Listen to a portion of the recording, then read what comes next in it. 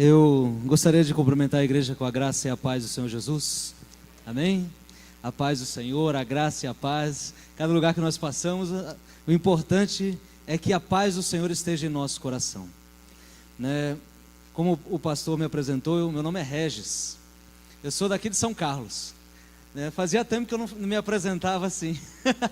Geralmente eu falo assim, eu sou lá de São Carlos, mas para mim é um motivo de muita alegria, né? Se eu não me engano, é a segunda vez que eu venho depois de casado. Eu casei em 2010 com aquela moça ali, abençoada por Deus, bem-aventurada, né? Que o Senhor, né? Eu estava aqui vendo o testemunho do pastor, 44 anos, falei assim, eu chego lá ainda, né? Eu tenho certeza que essa aí também o Senhor escolheu a dedo. Eu tive que buscar longe, eu tive que encontrar lá no Recife, né? Mas Deus me deu a graça, né, de conhecê-la. Eu costumo dizer, e ela diz também, que depois de Cristo, a segunda decisão mais importante da minha vida foi casar com ela, né? Então, Deus tem nos abençoado através do casamento, através da família. E a segunda vez que nós estamos aqui, nós estivemos aqui, acho que há 3 anos atrás, nesse mesmo local, né? E foi uma alegria de ver assim como a comunidade está em movimento, né? Como que o Senhor tem conduzido vocês aqui. E uma marca que eu sempre levo da comunidade é o que Rose diz, né? Essa questão do cuidado. Eu dei muito trabalho para o pastor Lael e para a pastora Tânia. Pense num menino que deu trabalho, né? Mas valeu a pena, né? Dei muita dor de cabeça, né? É porque também eu estava assim me convertendo, né? Aprendendo as coisas, e o pastor e a pastora tiveram muita paciência comigo, né? Me discipularam mesmo, né? Sempre que eu lembro do pastor Lael, eu lembro das nossas semanas, né? Das nossas sentadas ali, e ali ele gastando tempo comigo, e eu todo arredio, né? Nunca tive a figura de um pai, de alguém mais velho ali, querendo cuidar da minha vida, e Deus separou o pastor Lael ali naquele tempo, para que começasse a moldar o meu caráter, né? E eu agradeço muito a Deus, porque ali eu comecei a entender que algumas coisas do meu caráter tinham sido distorcido pelo pecado e também pela minha família disfuncional, né? E aqueles tempos ali foram tempos de muito aprendizado. E esse aprendizado tem se perpetuando aí ao longo do tempo. E graças a Deus, Deus tem nos conduzido em missões, né? Eu saí daqui em 2007, essa comunidade que me enviou para o campo missionário, fui lá para o Vale da Bênção. Depois, em 2009, eu fui para o Mato Grosso, onde eu iniciei meu curso na Jocum. Depois, em 2009, eu fui para Recife, onde eu conheci Rose lá. Em 2010, nós nos casamos. Ficamos até o ano passado em Paulo Afonso. Tivemos um período em Juazeiro do Norte, no Ceará, onde nós fomos fazer um curso lá de aconselhamento na área de vícios. Retornamos para Paulo Afonso e trabalhamos lá com a igreja, com crianças e adolescentes em situação de risco, em situação de vulnerabilidade social, né? Rose trabalhou no conselho tutelar, eu fui educador do CREAS, depois coordenei um abrigo. Trabalhamos com a igreja, com adolescentes nas escolas, com usuários de drogas. E agora em 2018, no comecinho de 2018, nós voltamos para Jocum para trabalhar com aconselhamento, né? Formação de missionários na área do aconselhamento. Nós estamos lá em Pitangui, fica a 120 quilômetros de Belo Horizonte, uma base da Jocum que trabalha com famílias e crianças e adolescentes, né? Quem conhece aí o ministério Kings Kids, né? Lá é a sede nacional de Kings Kids, né? E nós estamos lá naquela base servindo ao Senhor Jesus, juntamente com os irmãos missionários de lá. Eu gostaria, né, de partilhar e compartilhar com vocês algo que o Senhor colocou no meu coração, um versículo que se encontra lá no livro de Provérbios. Provérbios, capítulo 24. Nós vamos ler apenas o verso 10. É um verso muito conhecido.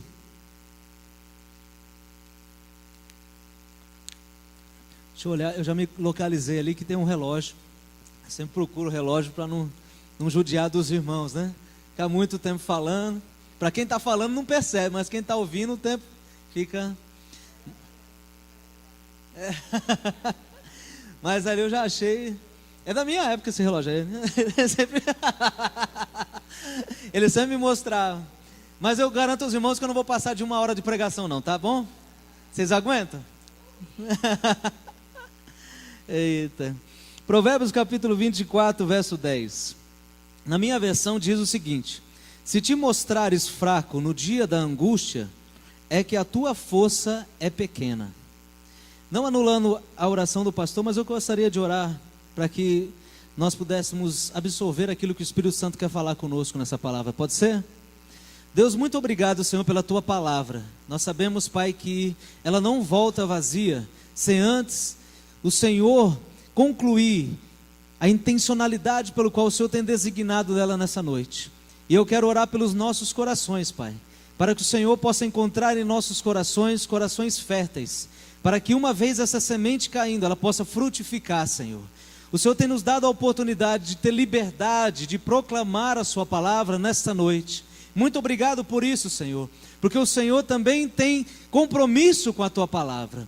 E eu oro nessa noite, Pai, para que o Senhor venha transformar o nosso coração a cada dia mais, segundo o propósito pelo qual o Senhor nos designou, Senhor, como seus discípulos neste lugar, Senhor. Muito obrigado, Senhor, porque a sua palavra é lâmpada para os nossos pés, Pai. Muito obrigado, Senhor, porque a sua palavra, Senhor, ela tem realmente transformado as nossas vidas, e nós queremos nessa noite, Senhor, absolver ao máximo, Senhor, aquilo que o Senhor quer falar conosco.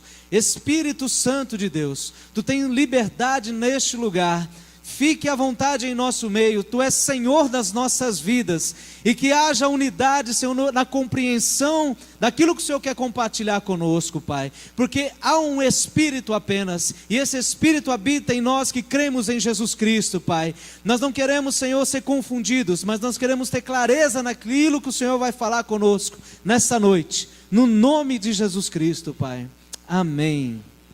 Amém, queridos. O livro de Provérbios é um livro muito interessante, né? Alguns especuladores dizem que Salomão, ele é atribuído a Salomão, o livro de Provérbios, mas alguns historiadores dizem que tinham o costume de algumas pessoas escreverem os livros e atribuírem a pessoas que tinham um nome mais famoso do que o deles, né? Mas o fato é que Salomão, ou não escrevendo, é um livro que é inspirado por Deus, está aqui, né? Nós sabemos que na Bíblia Salomão, ele leva o título, é atribuído a ele 3 títulos, que é Provérbios, Eclesiastes e Cantares. Escola Bíblica Dominical, né?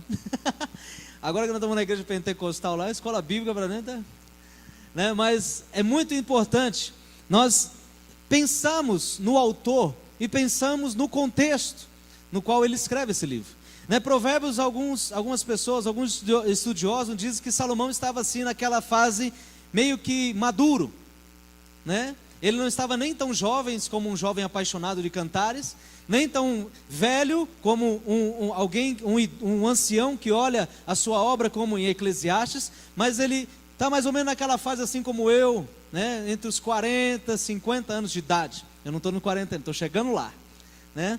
Mas o fato é que é um livro de conselhos, um livro de exortação. Então Salomão ali, né, na sua virilidade, né, um homem que tinha uma posição importante, ele começa a dar conselhos às pessoas. E aí, lembrando da vida de Salomão, uma coisa que ele pede para Deus é sabedoria e conhecimento. Então ele tinha propriedade para instruir as pessoas. E algo que eu olho aqui, quando ele está mostrando para nós no Provérbio 24, vários conselhos de vários assuntos, ele chega no verso 9 e diz que o pensamento do tolo é pecado, é abominável aos homens, e o escarnecedor. Ele está falando de pensamento, ele está falando de algo que rodeia a nossa vida, que está aqui. E o outro provérbio vai dizer que como nós pensamos, assim nós somos. E aí o Salomão constrói uma ideia aqui de cotidiano para a gente. E eu olho muito para esse texto pensando onde nós estamos hoje como discípulos de Cristo. Qual é o nível de maturidade que nós temos como discípulos de Cristo para enfrentar as situações da vida? Porque logo no verso seguinte, ele vai dizer que se nós nos mostrarmos fracos no dia da angústia, nós somos de fato com a força pequena, nós temos uma força pequena. E aí eu fiquei pensando nisso. Nós estamos construindo algo lá na nossa comunidade, né? E o tema que nós abordamos para 2019 é Jesus, o nosso modelo. E o apóstolo Paulo diz um negócio muito interessante: até que Cristo seja formado em vós. E quando nós estamos caminhando como discípulo de Cristo, eu aprendi isso aqui, existe uma intencionalidade de nós sermos discípulos de Cristo, que nós venhamos atingir a maturidade que nos está proposta em Cristo Jesus. Aprendi certo, pastor? Existe uma maturidade. E eu estava lendo um livro um tempo atrás, ele vai dizer que a maturidade é algo tão importante na nossa vida, que muitos problemas que nós enfrentamos hoje, no nosso próprio, no administrar a nossa vida, do administrar o nosso casamento, nas nossas relações, tem a ver com maturidade. Porque hoje parece que nós temos uma sociedade de pessoas infantis em corpos de pessoas adultas. Então parece que só cresce o físico, a gente vai ficando cada vez mais, né, vamos dizer assim, mais velho, vai crescendo, né, nós vamos ganhando os anos, mas não ganhando sabedoria, não ganhando maturidade. E aí esse livro vai dizer que a maturidade, quando nós aprendemos a cuidar de nós mesmos, nós atingimos um nível de maturidade. Quando nós começamos a cuidar de outra pessoa, nós passamos de um nível maior de maturidade. Porque nós começamos a nos preocupar com o bem-estar do outro. Paramos de ser um pouquinho egocêntricos, né? E o cuidado com a vida do outro requer que eu esteja bem, né? Muitos casais casam para ser felizes, mas o importante é ser feliz para que o casamento dê certo. Ninguém casa para ser feliz. Por ser feliz eu caso. Não é verdade? Porque é um jugo muito pesado jogar no outro a obrigação de ele me fazer feliz. Nós devemos colocar em Deus todas as nossas ansiedades e todas as nossas preocupações. É Deus quem vai suprir as nossas carências, não é o outro. É um jugo muito pesado para o outro. E quando nós passamos a cuidar de uma outra pessoa, quando nascem os filhos, é um outro nível de maturidade. E esse autor vai dizer que um dos problemas hoje da sociedade é porque nós não valorizamos os anciãos. Porque o ancião, ele aprendeu a cuidar de si mesmo, aprendeu a cuidar do outro, de mais um, e agora ele está apto para cuidar de uma comunidade. Porque ele vai ensinar os mais novos como cuidar das outras pessoas. E ele vai dizer, ele vai usar o exemplo dos índios, que dão muito valor aos idosos, né? De ouvir os conselhos. E aí eu fico pensando o seguinte: na nossa vida cristã, muitas vezes nós não crescemos como discípulo de Cristo, porque nós não sabemos enfrentar as situações adversas que nós enfrentamos por ser discípulos de Cristo. Quando nós tomamos uma decisão com Cristo, parece que todas as coisas se voltam para que nós venhamos desistir de caminhar com Cristo. Não é verdade? Vocês enfrentaram isso já ou é só eu? Né? Então, parece que as coisas, principalmente crente pentecostal, toda vez que você pergunta para crente pentecostal como ele vai, ele fala assim: estamos na luta, estou no deserto. Eu nunca vi pessoa gostar tanto do deserto como crente pentecostal. Faz música do deserto, faz música de batalha, né? Sempre está na peleja, né? E aí eu fico pensando, o que faz essa pessoa sempre estar na luta e não aprender nada? Eu lembro do povo de Israel no deserto. O deserto para o povo de Israel foi um ensinamento, foi a prova do coração deles para entrar na terra prometida. Muitas vezes, na nossa caminhada diária, os dias da angústia são nada mais, nada menos do que oportunidade de aprendizagem para que a gente venha crescer e não sejamos mais meninos, infantis. E o apóstolo Paulo vai dizer que nós precisamos começar a desejar um leite, não um leite espiritual, mas um alimento mais sólido. E aí eu vejo muitas vezes nós exigindo coisas da igreja, exigindo coisas dos pastores, dos líderes, pela nossa infantilidade, ao invés de buscar o crescimento que nos está proposto. Isso reflete diretamente na nossa missão como cristãos, porque nós ficamos muito mimados e não entendemos que existe um propósito de ser cristão neste mundo. E aí eu fico pensando, que seria o dia da angústia? Qual é o dia da sua angústia? Eu fiquei pensando nisso porque doeu na minha pele, sabia? Eu fui passar numa situação lá em Pitangui, e aí Deus usou esse texto para falar comigo.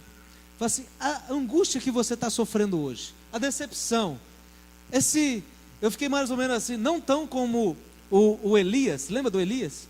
Que teve um êxito muito grande e de repente Só porque Jezabel falou que ia matar ele, ele foi lá e desejou a morte. Muitas vezes a gente está assim. A gente está lá no ponto, bombando com Deus, de repente a gente está desejando a morte. E ali, Deus falou comigo: essa angústia que está no seu coração, é por causa da sua escolha? Ou é algo que eu estou provendo na sua vida para que você cresça? E aí eu fiquei assim, foi a minha escolha. Fui eu que escolhi. E pelo desejo que eu tive e a frustração de não ter realizado aquele desejo, a angústia abateu o meu coração. É como se Deus estivesse falando: o que eu tenho a ver com isso? Mas pela minha misericórdia eu vou te ensinar algo. E aí eu quero começar a construir algo com vocês aqui. A maioria das angústias que estão no nosso coração hoje, você acha que são coisas que nós escolhemos passar? São fruto das nossas decisões? Ou são coisas que acontecem, que estão fora do nosso alcance e que o Senhor tem permitido para que a gente possa entender algo a mais sobre Ele? E aí eu quero falar dessas duas coisas. Começando da primeira, as nossas escolhas. Todo mundo aqui veio de uma família, não veio? Até hoje ninguém falou o contrário, toda vez que eu perguntei isso. Ainda bem que nós estamos no meio de seres humanos, né? Todo mundo vem de uma família. Você escolheu a família que você ia nascer? Ninguém escolhe. Você pode escolher a mulher que você vai casar, né? Mas a família que você nasceu, você não escolhe. E é interessante, existe uma frase que nós trabalhamos lá que diz assim: não existe ovos inteiros se o ninho está quebrado. Olhando para a sua família de origem, você acha que a sua família te ensinou a ser pessoa? Te ensinou a lidar com as situações adversas da vida? Ou você acha que a sua família não aprendeu a lidar com as situações da vida e também não te ensinou a lidar com as situações da vida e você teve que aprender pela experiência? Muitos de nós aprendemos as coisas pela experiência. E esse aprender pela experiência gera em nós muitas escolhas erradas. Foi o que aconteceu com Adão e Eva. Adão e Eva caíram no deserto não porque apenas desobedeceram, mas porque eles quiseram experimentar algo que desobedecia uma ordem. Quando Eva olha ali o fruto, né, e parece agradável aos olhos dela, ela já existe uma lei ali. Já existe algo colocado. Nós não podemos tocar, nós não podemos tomar esse fruto. E Satanás vai tocar justamente na verdade de Deus e dizendo: vocês de fato podem. E ali eles têm uma experiência de escolha. E escolhem o que desagradava a Deus. Muitas vezes nós não aprendemos a escolher coisas corretas. Nós não aprendemos a lidar com situações onde nós temos que escolher o bom e não aquilo que vai nos prejudicar. Porque nós aprendemos a escolher segundo as nossas vontades e não segundo a vontade de Deus. Isso é fruto de um coração ainda aprisionado nas coisas deste mundo. A maioria das nossas escolhas estão mais relacionadas com aquilo que vai satisfazer os nossos desejos do que muitas vezes vai realizar o propósito de Deus na nossa vida. E muitas vezes nós temos até desculpas santas para isso. Não é verdade, pastor? Muitas vezes nós vamos escolher mais: eu acho que Deus está querendo isso, Deus ele acha isso, Deus, isso é bom. Mas será que é isso que Deus tem para você? Será que é isso que Deus quer que nós escolhamos? E muitas das vezes nós estamos escolhendo coisas que são apenas passageiras, que estão embaladas com um propósito que nós julgamos ser de Deus, mas não são nossos propósitos, são nossas vontades. E aí nós nos frustramos, porque aquilo não é eterno, aquilo é terreno. Uma vez conquistando aquilo, o vazio vai voltar. Muitas vezes também não conquistando aquilo, você vai achar que Deus está zangado contigo porque não deu aquilo. A maioria das nossas frustrações com Deus é porque nós pintamos um quadro de Deus do jeito que Ele não é. É como se eu tivesse um autorretrato supondo que Deus fosse daquele jeito, e não conhecemos o caráter de Deus a fundo. E nós nos frustramos quando Deus não dá aquilo que nós tanto queremos. Mas Deus, eu orei tanto, eu fiz isso, era tão bom. O senhor não está vendo que isso vai ser bom? Parece que a gente quer mandar em Deus, né? O senhor não está vendo que isso aqui é bom? O senhor não está vendo que isso daqui é importante? E aí Deus está olhando para a gente dizendo assim: eu estou vendo lá na frente. Eu estou vendo algo que você vai ter, eu posso te dar, mas que não vai te aproximar de mim. Pelo contrário, vai te aproximar das suas próprias vontades. Muitas vezes nós pedimos um emprego a Deus, e aí conseguimos um emprego, paramos de vir na igreja, porque o emprego rouba todo o nosso tempo, e a gente não tem mais tempo para Deus. Nós pedimos tanta coisa para Deus, e quando Ele nos permite ter aquilo, nós nos afastamos dEle. E o que isso tem a ver com angústia? Porque a maioria dos sofrimentos que nós causamos e estamos orando, são fruto das nossas próprias escolhas egoístas. E Deus está querendo mostrar algo maior para a gente. Deus está querendo que nós venhamos entender algo maior na vida dele, na vida que Ele tem para nós. Estar no campo missionário é você dar valor em coisas que são muito mais simples, que vocês têm no dia a dia, e que muitas vezes nós somos privados de ter. E quando você vê o valor que aquilo tem, muitas vezes quando eu estou aqui agora, eu falo assim: nossa, eles nem valorizam tanto isso. É uma coisa que é tão rara para a gente, sentar numa mesa para comer com a sua família. Quantos de nós negligenciamos isso? E na missão nós valorizamos demais isso, porque é na mesa que nós discipulamos os nossos filhos, é na mesa que nós paramos e compartilhamos como foi nosso dia, o que Deus está falando conosco. E muitas vezes as famílias estão negligenciando uma coisa tão simples, que para nós é tão importante. Esses dias a gente estava lá na missão, nós vivemos de oferta, né? E é interessante, pastor, que há 2 anos atrás, quando nós decidimos voltar para o campo missionário, eu e Rose estávamos trabalhando na prefeitura. E aí a angústia veio. E aí eu fui para Deus, falei assim: Deus, essa angústia do meu coração. Ele falou assim: você está trabalhando para homens, não para mim. Eu te chamei para trabalhar para mim. O homem paga assim. Enquanto você estiver fazendo a minha obra, não vai te faltar nada. E aí Deus deu uma palavra para mim: enquanto você semear com essa semente, o fruto vai ser esse. Troque a semente e a semeadura vai ser diferente. E aí hoje no campo missionário, aquilo que nós temos lá de sustento é 2 vezes maior que a gente recebia lá como funcionário da prefeitura. Deus, Ele quer que nós paramos de ter essas angústias terrenas, quando nós nos colocamos no propósito que Ele tem para nós. O Senhor tem propósitos para cada um de nós, só que nós teimamos, e aí as angústias vêm. Sabe qual que é a melhor angústia e o melhor sofrimento, meu querido? É aquele que você sofre por amor a Deus, aquele que você sofre por estar fazendo a obra de Deus, aquele que o apóstolo Paulo sofreu, aquilo que muitas outras pessoas sofreram, dizendo que eram leves e momentâneos tribulações passageiras, que nada se comparava com aquilo que estava na glória esperando eles. E o apóstolo Paulo dizendo a Timóteo, dizendo assim, ó: aquele que quiser viver piedosamente em Cristo Jesus será perseguido. Eu e você estamos sendo perseguidos por ser cristão? Quais são as angústias que nós temos por ser crente hoje? Se não custa nada, então não está valendo nada para a gente ser crente. Não é verdade, pastora? Se não está custando algo, porque nós deveríamos ser hostil ao que o mundo está pregando. Nós deveríamos incomodar, assim como a igreja de Atos dos Apóstolos incomodava. Olha, esses que estão virando o mundo de cabeça para baixo chegaram aqui. Nós não incomodamos mais. Pelo contrário, hoje nós somos capa da Veja. Nós somos pessoas que gravam disco pela Som Livre. Nós somos pessoas bem-sucedidas. Nós temos hoje um status quo de ser cristão. Nós somos evangélicos, não é verdade?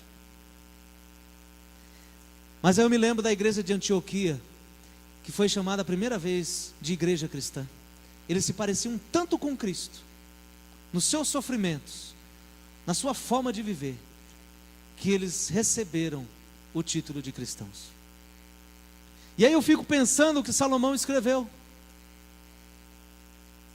Nós hoje estamos fracos, porque nós somos cada vez mais infantis na nossa fé. Porque a angústia vem, e nós não sabemos discernir se aquela angústia é porque eu estou escolhendo errado, ou eu estou, de fato, fazendo aquilo que Deus quer para mim. E aí uma outra angústia, que aí vale a pena a gente pensar mais sério sobre ela, é a angústia que Deus permite na nossa vida. Essa está muito ligada a Jó. Jó sofreu uma angústia que não foi escolha dele, um sofrimento que foi uma permissão de Deus, por causa da integridade de um homem, por causa de uma devoção daquele homem para com Deus. E aí, na hora que ele vê tudo o que Deus tinha permitido que ele construísse, e o inimigo toca em tudo, ele diz algo tremendo. Ele diz assim: Deus deu, Deus tirou, bendito seja o nome do Senhor. Será que nós temos essa maturidade de, num dia de angústia, percebendo que essa angústia é algo vinda para nos ensinar da parte de Deus? Será que nós glorificamos a Deus nesse dia de angústia? É esse tipo de angústia que o escritor aqui está dizendo. Olha, se você mostra-se fraco no dia da angústia, a tua força é pequena.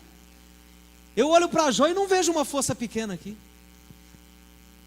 Eu vejo uma força que vem do Senhor. É como se Jó dissesse assim: a alegria do Senhor é a minha força. Porque Ele tocou em tudo, mas ainda eu tenho vida para glorificar o nome do meu Redentor. E lá no final do livro ele vai dizer: eu sei que o meu Redentor vive. O Senhor tem me incomodado, queridos, de falar isso para a igreja. Sabe por quê? Porque nós temos vivido tempos onde é necessário a gente resgatar o objetivo maior de ser cristãos, que é ser discípulos de Cristo e cumprir a missão pelo qual nós fomos chamados. Eu estava lendo um livro chamado Paixão pelas Almas. Quem conhece aqui? Do Oswald Smith. Eu acho que todo cristão tinha que ler esse livro. Chama Paixão pelas Almas. O meu livro está até amarelo. Eu falei para o pastor que eu estou morando na casa de um pastor lá. Ele deixou a biblioteca dele. A gente está se deliciando, né? E é um livro que fala o seguinte: imagine se um dono de uma fazenda chegasse para os seus empregados, que somos nós, e dissesse assim: ó, vocês vão ficar aqui na fazenda e a única responsabilidade de vocês é essa. E desse uma ordem para nós. E aí, nós amamos o Senhor, nós gostamos do Senhor daquela fazenda. Ele é um patrão bom, Ele nos empregou e tem nos dado do bom e do melhor. E aí a gente começa, na melhor das boas intenções, fazer um monte de melhorias na fazenda, fazer um monte de atividades. Ah, eu acho que ele vai gostar se eu fizer isso. Nossa, ele vai gostar se eu fizer isso, aquilo outro. Nós começamos a nos ocupar com várias atividades, mas nós não fazemos a única coisa que ele pediu para que a gente fizesse. E aí um dia ele volta, e aí fala assim: e aí, fizeram? Aí ele fala assim: eu fiz isso, fiz aquilo. Mas e o que eu pedi para vocês fazerem? Eu só dei uma ordem. E aí o autor vai dizer: Jesus nos deixou apenas uma ordenança: ide, pregai o Evangelho, batizando, fazendo discípulos, em nome do Pai, do Filho e do Espírito Santo. Ele não falou para a gente fazer mais nada. E para isso Ele nos deu poder. Para isso Ele nos deu o Espírito Santo. Ele não nos deixou só, Ele nos deu um poder para que a gente fizesse isso. E hoje a gente está ocupado com tantas coisas, e nós não estamos fazendo o que é de fato para ser feito. E um dia o Senhor voltará, e Ele vai perguntar: o que você fez? Você foi, pregou o Evangelho? O que é aí? É você fazer a obra, você falar de Jesus para as pessoas que estão perto de você. Existem os missionários que vão, mas existe a igreja que ora, existe a igreja que colabora, mas existe o cristão que prega também aqui nesse lugar. O campo missionário dessa igreja é São Carlos, é onde você está. E você termina um ano hoje. Eu tenho até vergonha muitas vezes, pastor. Termino um ano hoje e digo assim: quantas pessoas eu falei de Jesus? Quantas pessoas eu consegui, através da pregação do Evangelho, alcançar num ano de 2018? Qual é o meu saldo? E aí eu fico coçando a cabeça. Muita gente está no negativo, né? Muitas vezes a gente passou o ano inteirinho e infelizmente nós não conseguimos ganhar uma alma para Jesus, ou nem falamos de Jesus para ninguém. E nós estamos ocupados com escolas, com asilos, com prédios, nós estamos preocupados com hospitais, que é tudo importante, são obras boas, são necessárias, refletem o caráter da bondade de Deus. Mas o que adianta nós construímos tantas coisas e nos ocupamos com tantas coisas e não temos tempo de falar o simples para as pessoas? E aí eu penso nesse tipo de exortação que o Salomão está dizendo para nós. Me leva a pensar num segundo ponto aqui. A vida cristã que hoje eu vivo, quem está em evidência? Sou eu ou o meu próximo? Quem está em evidência na minha prática cristã? Hoje eu vejo um monte de crente estando em evidência. Ele vive uma vida cristã é para si mesmo, para suas próprias necessidades. Parece que nós viramos um local onde nós sentimos aquele arrepio. E eu digo para você, o Espírito Santo não é só um arrepio, Espírito Santo não é só emoção, Espírito Santo é o Deus vivo que habita em nós. Ele é muito mais do que só uma sensação para satisfazer a minha vontade. Um culto maravilhoso, um culto abençoado, isso é importante, empolga a gente, deixa a gente cheio de energia, de poder, como dizem os outros aí, né? Mas para quê? Quem tem sido o alvo da minha vida em Cristo Jesus?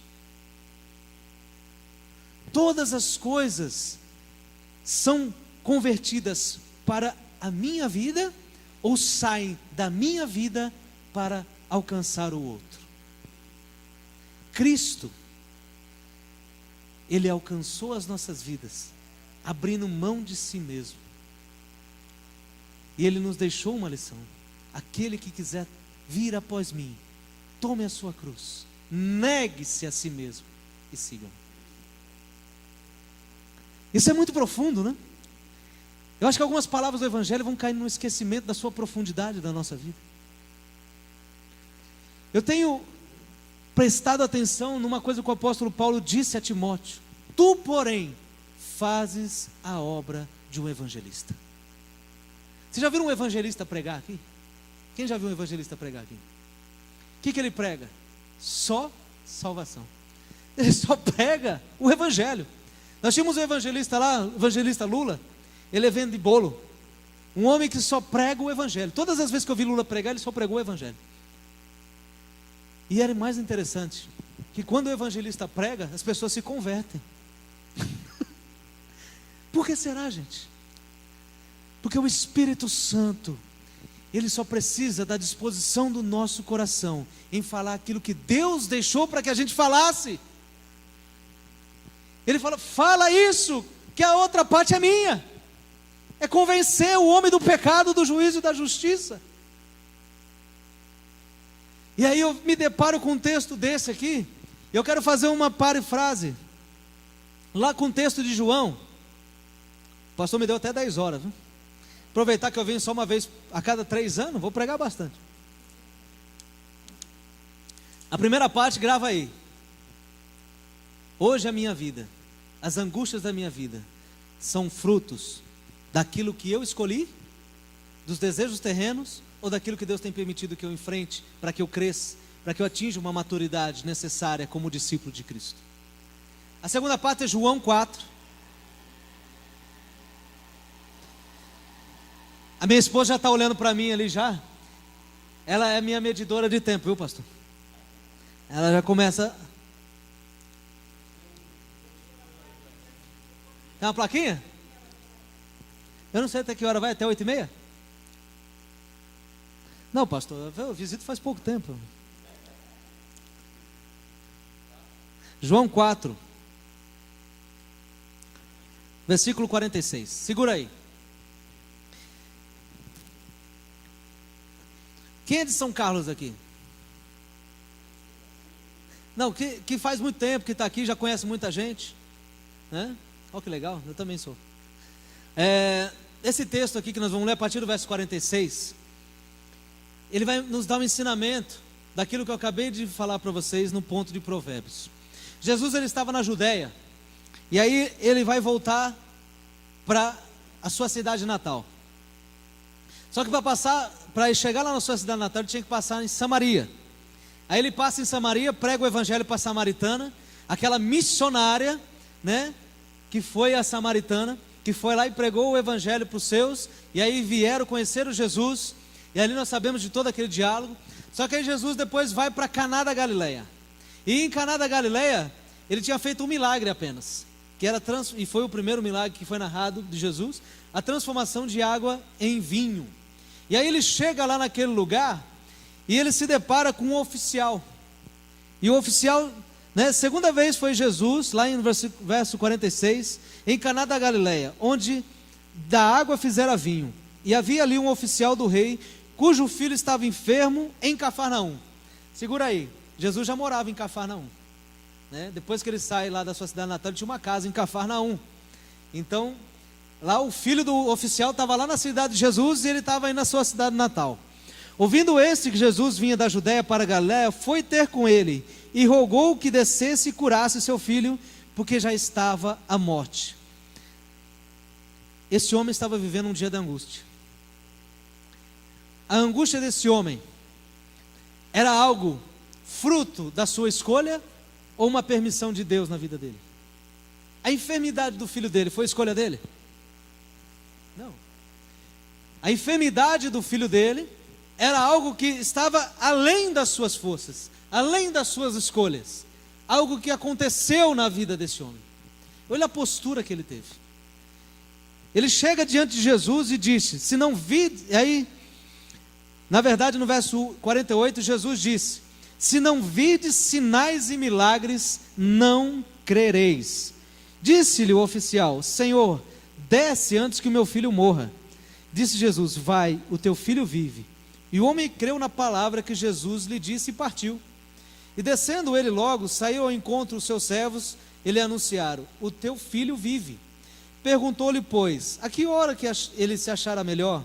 Disseram, ontem às 7 horas a febre o deixou. Entendeu, pois, o pai que aquela hora era a mesma hora que Jesus disse, o teu filho vive, e creu ele e toda a sua casa. Amém? O que eu quero que a gente aprenda nesse texto aí? Existia um homem oficial, homem importante. A Bíblia não relata o nome desse homem, nem o nome do filho dele que estava doente, mas relata o nome de alguém que poderia curar aquela enfermidade. A gente não precisa gastar tempo pensando em detalhes. Quando nós pregamos o evangelho, quem deve estar em evidência é Jesus. O João foi muito feliz aqui quando ele deixou em evidência só Jesus. Ele não falou, e é interessante que era um oficial do rei. Poderia lançar o nome dele aqui, porque nós sabemos que em outras partes da Bíblia nós temos, né, homens importantes sendo citados. Mas João não, João deixou, falou assim, ó, existia uma pessoa importante, o filho dele estava doente, mas Jesus encontrou esse homem. E é interessante que esse homem chega diante de Jesus já evangelizado. Ele tinha ouvido falar de Jesus. Ele não foi por causa de que ele encontrou Jesus no caminho, não. Alguém já tinha falado de Jesus para ele. Alguém já tinha pregado para ele. Alguém já tinha evangelizado esse homem, um oficial do rei. E esse homem não perdeu a oportunidade de entender que aquele homem que foi pregado para ele era o Filho de Deus. E ele podia reverter aquele dia de angústia, porque ele poderia curar. Ele tinha todo o poder. E ele creu. Gente, a gente só precisa falar. A gente está muito tímido. As pessoas precisam ouvir falar de Jesus. As pessoas estão sedentas de saber algo a mais que pode trazer vida para elas. Hoje nós vivemos na área da informação e nós estamos negligenciando a maior informação que a humanidade deve saber, que Jesus é o Filho de Deus. Nós temos informação de todos os tipos, mas nós estamos negligenciando. Hoje muitas vezes o que está em evidência é só a igreja e não o Senhor da igreja.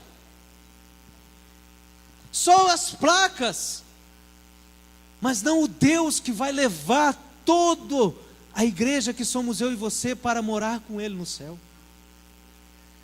Não sei se aqui em São Carlos tem acontecido isso, mas onde a gente vem muito isso, pastor. As pessoas estão preocupadas com a igreja. Você vai pregar o evangelho para as pessoas e fala assim: eu já fui na igreja. Não estou falando de igreja não, já estou falando de Jesus.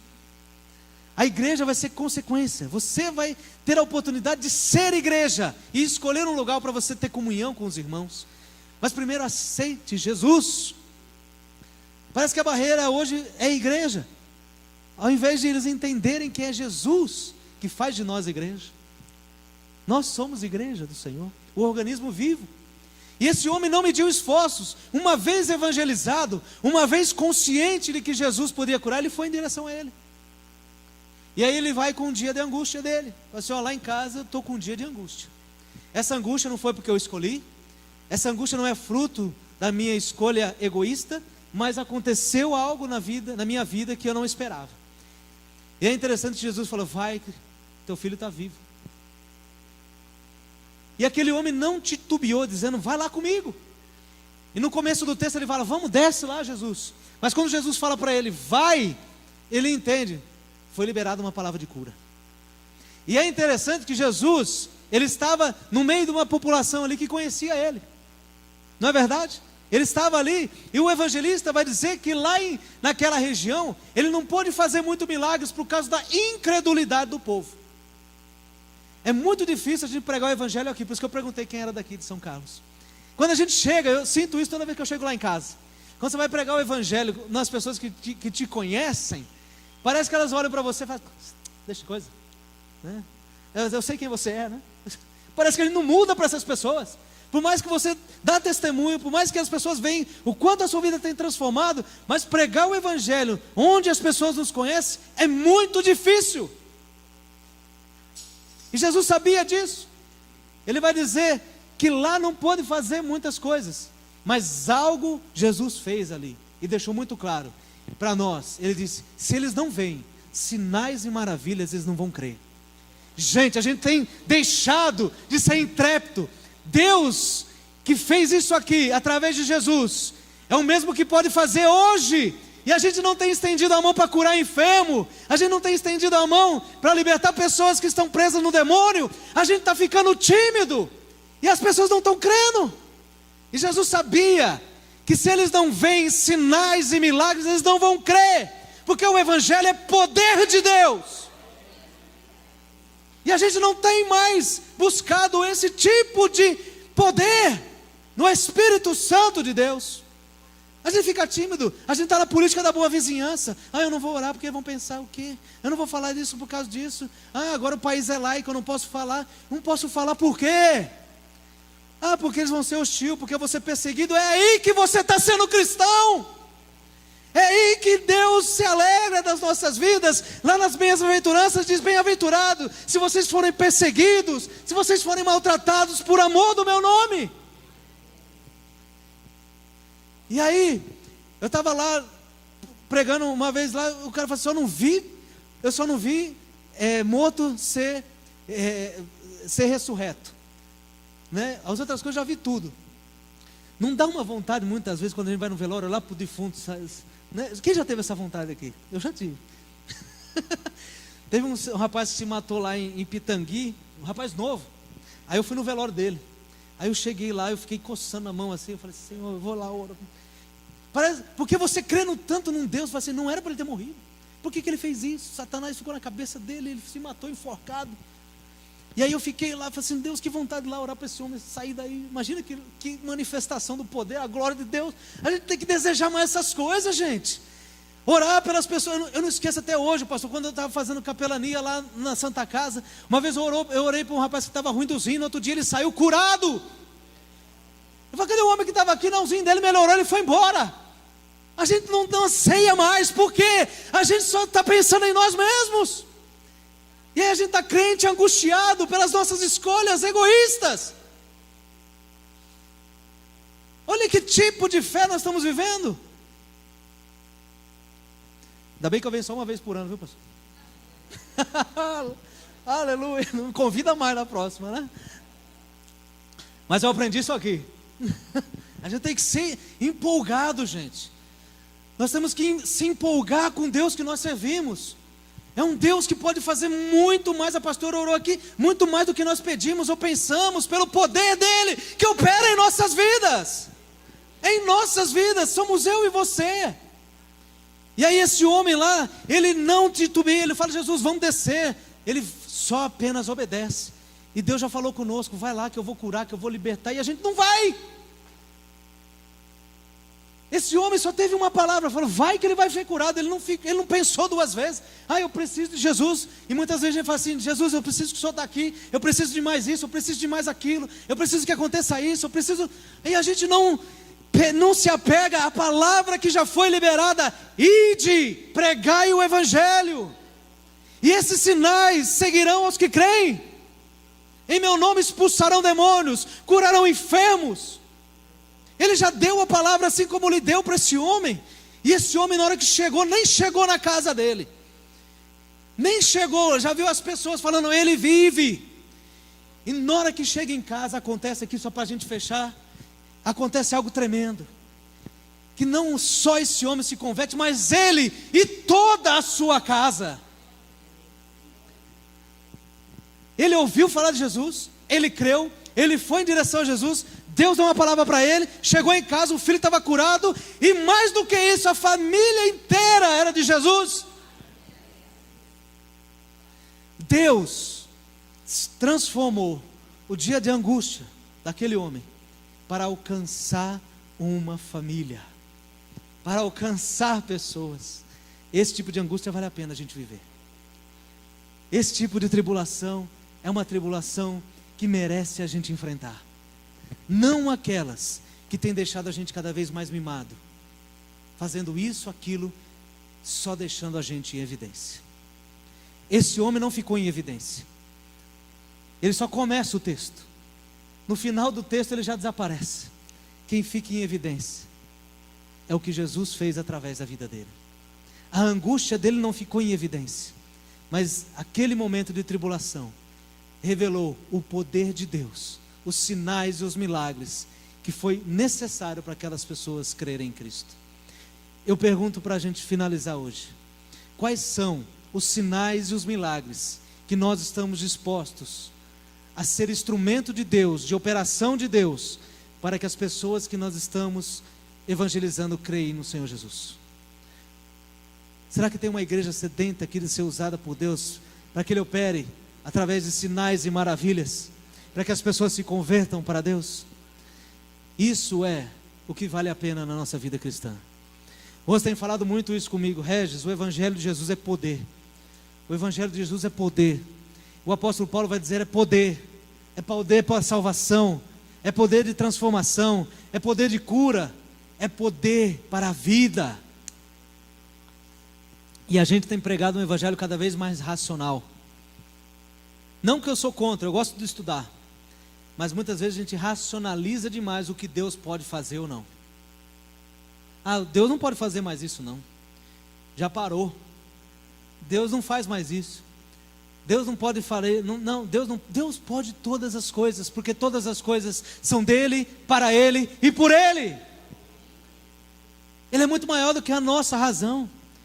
Ele tem sim interesse que nós conheçamos a Ele com a nossa razão, mas Ele tem sim o interesse de que nós venhamos a entender que Ele é muito maior do que nós podemos imaginar. Então, eu tenho um desafio pessoal para 2019. Fazer o simples. Pregar o Evangelho. Fazer a obra do evangelista. E Rose falou para mim: Regis, não é só isso, tem que discipular também. Vamos discipular também, para que eles, assim como nós, venhamos ser discípulos que fazem aquilo que o Senhor deixou para que nós venhamos fazer como igreja.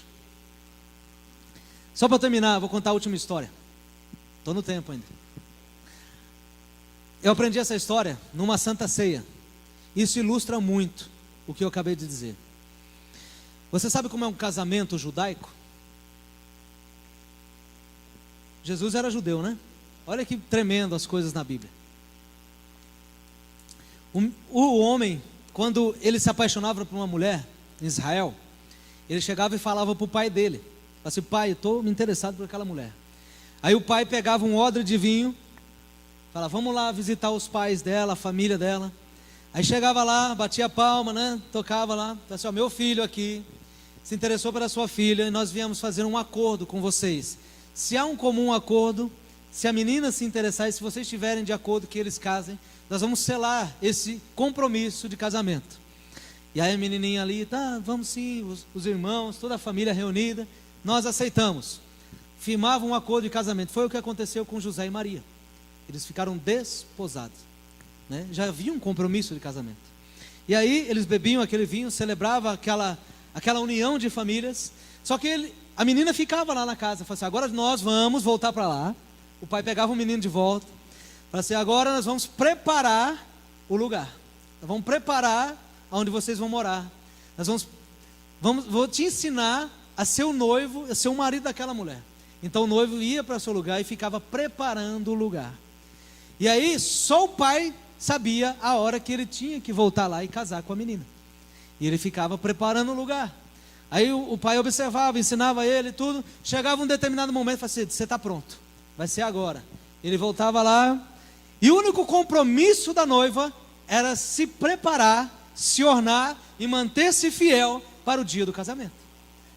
Enquanto o noivo preparava o lugar, preparava todas as coisas. Chegava lá, está pronto. Ia, levava a noiva e fazia um casamento. Jesus está fazendo isso com a gente. Nós somos a noiva. Ele veio, o pai ouviu o clamor, nós precisávamos nos reconciliar, nós precisávamos de uma aliança, nós precisávamos de um casamento, nós precisávamos pertencer a Deus, porque nós estávamos desligados pelo nosso pecado. Ele veio e falou assim: olha, tem um contrato aqui. Quando nós celebramos a ceia, nós falamos o quê? Eis o cálice do meu sangue, o sangue da nova e eterna aliança. Fazer isso em memória de mim. Em memória porque ele vai voltar. E nós somos a noiva. E nós estamos nos preparando como?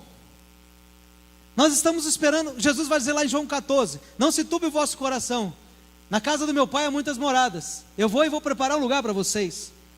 E nós estamos nos preparando como? Sabe como a noiva de Cristo, ela vai ficar cada vez mais bonita para a boda do Cordeiro? Quanto mais almas tiver no seu vestido.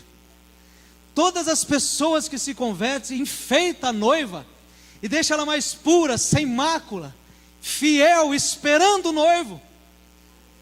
E nós não estamos muitas vezes fazendo esse papel de esperar o noivo, nos enfeitando com almas, para que mais e mais pessoas sejam participantes das bodas do Cordeiro. E um dia o pai vai falar: vai lá e busca. Como essa noiva vai se encontrar com o seu noivo? Eu e você temos um convite de casamento a fazer para as pessoas. Quem gosta de ser convidado para o casamento aqui? Eu vou ser padrinho, vou viajar 1.700 quilômetros para ser de carro, para ser padrinho. Todo mundo gosta de casamento. Então existe um casamento para mim e para você. Nós temos que convidar o maior número de pessoas. E eu oro para que essa igreja, um dia, se eu não voltar aqui em São Carlos, nós juntamente com Cristo venhamos celebrar as bodas do Cordeiro, enfeitadíssimos, né? Como noiva de Cristo. Amém? Gostaria de agradecer a oportunidade, né? Para mim é um privilégio. Eu ficaria aqui até 10 horas da noite se fosse. Eu falo mesmo. Depois que eu fui na Bahia eu comecei a falar mais, pastor. Eu saí de São Carlos tão tímido, mas depois que eu conheci lá aquela mulher ali, eu comecei a falar demais, né? Mas se deixar é assim, por mais que eu tente exteriorizar a minha gratidão por essa comunidade, eu não consigo por palavras, né? Eu acho que é sempre bom nós voltarmos aonde nós nascemos, né? Isso nos faz rever muitas coisas. E todas as vezes, né, depois que eu casei a segunda vez, e eu consigo ver como Deus tem sido bom com a minha vida, né? Como que o Senhor tem me lapidado. Eu erro ainda muito, né? Não estou perfeito, e não sei se ficarei perfeito até Jesus voltar, mas muitas coisas que eu aprendi aqui, eu comecei a dar valor quando eu precisei colocar em prática, no meu casamento, no meu ministério, naquilo que Deus tem permitido que eu faça. Então voltar aqui é entender que aqui foi um lugar que Deus, Ele quis que eu nascesse, um lugar que hoje eu levo princípios que são fundamentais, daquelas apostilas de Gênesis, honra e desonra, né? Existe ainda? Né? Então, o pastor Lael sempre foi muito cuidadoso, né, em ensinar a gente esses princípios. Eu não aprendi rápido não, viu, pastor? Demorou um tempo. Aquela de honra e desonra é fantástica, né? Então, são coisas assim que eu olho para trás e vejo assim, que maravilha, né? Que bom, né? Eu estava lá na livraria a ler, aí passa um filme na minha cabeça, né?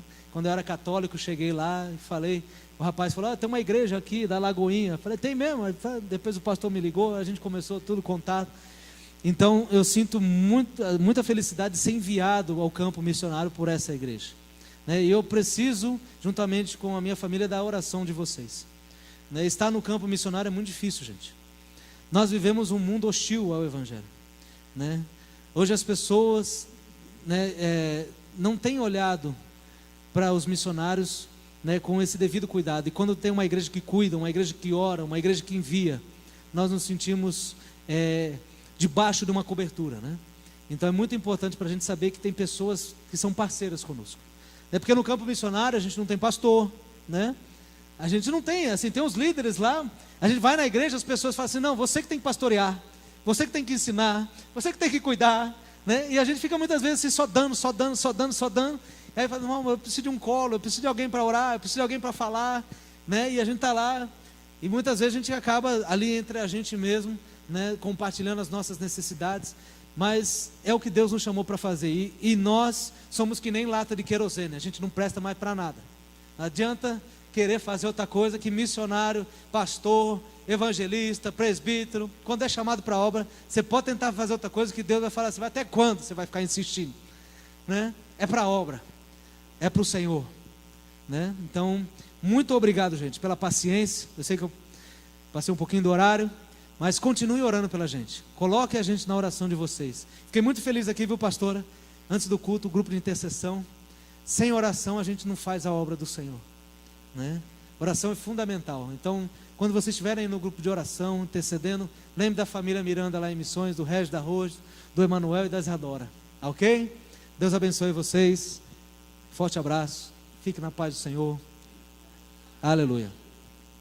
Um problema, Senhor, vindo de Ti, para testar eles, para fortalecer eles mais, mas que eles possam ter a Tua força, Senhor, no nome de Jesus Cristo. Abençoa-os, Pai, abençoa seus filhos também, Pai, que essas crianças, Senhor, cresçam olhando para os pais como modelo e olhando para Ti, Senhor, especialmente. Abençoa essa família, Pai, nós te pedimos. E nós, como igreja também, nós abençoamos esse casal e essa família, no nome de Jesus Cristo. Nós abençoamos vocês como servos do Senhor e como enviados do Senhor, desta igreja. Nós os abençoamos no nome de Jesus Cristo. E agradecemos a Deus pelo trabalho que o Senhor tem feito neles, Pai. No nome de Jesus Cristo. Amém. Amém? Olha para a carinha deles. Não esqueçam de orar por eles. Amém? E na oferta, quando você oferta, nós enviamos um pouco para eles lá. Não é muito, mas enviamos um pouco para eles. Se você quiser dar mensalmente ou hoje, quiser dar uma oferta especial, marca aí no envelope, oferta para Regis e Rose, e depois a Fernanda e o Mateus vão direcionar a oferta para eles. Amém? Que o Senhor abençoe cada um. Pastora Tânia. Para falar rapidinho, né? Que a gente está muito feliz também com a vinda de vocês aqui, essa família muito querida. Quando ele foi falando, lembrando, hoje a gente estava lembrando, né? Como é que tinha sido o nosso primeiro encontro, quando lá eu encontrou o Regis. Foi realmente Deus preparou, né, com o dia que o Jairo, né, nós estávamos lembrando, e ainda eu falei assim, não, o moço que veio atrás de você falou, não, eu que liguei para ele, né? Então o Jairo recomendou, né, falou, olha, esse rapaz está sedento, né, está querendo estudar a palavra, vai atrás dele e tal. E eles se encontraram e começou uma obra, né? E hoje a gente vê o quanto vocês cresceram, né? Tem sido uma alegria muito grande, né? E hoje vendo vocês juntos aqui, a palavra abençoada do Regis, a família toda junto, né? Que vocês possam sempre lembrar deste casal, né? Eles são uma bênção, deu para vocês sentirem, né? Amém? E nós louvamos ao Senhor por isso. Vamos dar uma salva de palmas para o nosso Deus, amém? Obrigada, Jesus. Louvado seja o teu nome. Amém. Amém. Que o Senhor abençoe e guarde essa família. Amém? Quer cantar, minha linda? Negócio de cantar. Ela canta mesmo? Canta? Você quer cantar? Você canta? Vamos escutar ela cantar. Vamos ver. Papai do céu, maior